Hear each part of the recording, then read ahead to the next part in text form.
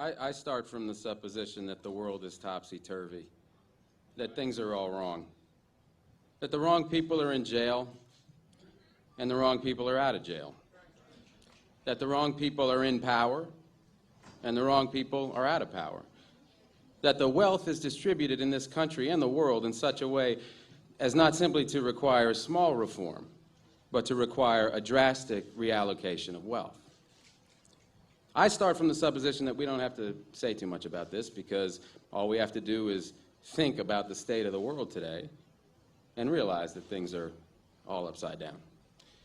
Now, if you don't think, if you just listen to TV and read scholarly things, you actually begin to think that things are not so bad, or that just little things are wrong. But you have to get a little detached and then come back and look at the world, and you are horrified. So we have to start from that supposition that things are really topsy-turvy. And our topic is topsy-turvy, civil disobedience. Now, as soon as you say the topic is civil disobedience, you're saying our problem is civil disobedience. That is not our problem.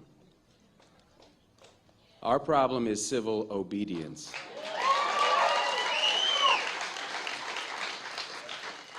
Our problem is the numbers of people all over the world who have obeyed the dictates of the leaders of their government and have gone to war. And millions have been killed because of this obedience.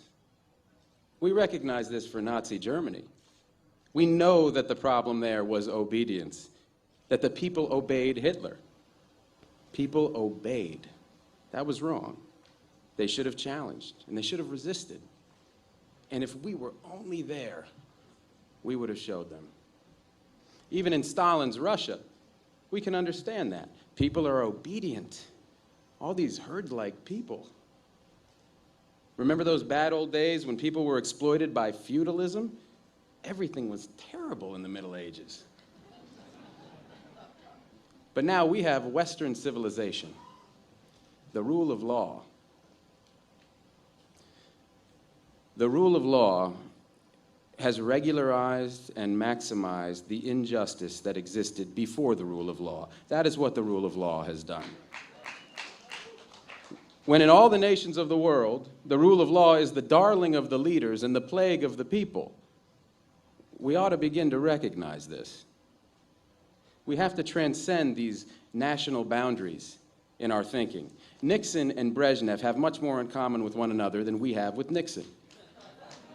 J. Edgar Hoover has far more in common with the head of the Soviet secret police than he has with us. It's the international dedication to law and order that binds the leaders of all countries in a comradely bond. That's why we're always so surprised when they get together. They smile, they shake hands, they smoke cigars. They really like one another, no matter what they say. What we are trying to do, I assume, is really to get back to the principles and aims and spirit of the Declaration of Independence. This spirit is resistance to illegitimate authority and to forces that deprive people of their life and liberty and right to pursue happiness. And therefore, under these conditions, it urges the right to alter or abolish their current form of government, and the stress had been on abolish. But to establish the principles of the Declaration of Independence, we're going to need to go outside the law, to stop obeying the laws that demand killing or that allocate wealth the way it's been done, or that put people in jail for petty technical offenses and keep other people out of jail for enormous crimes.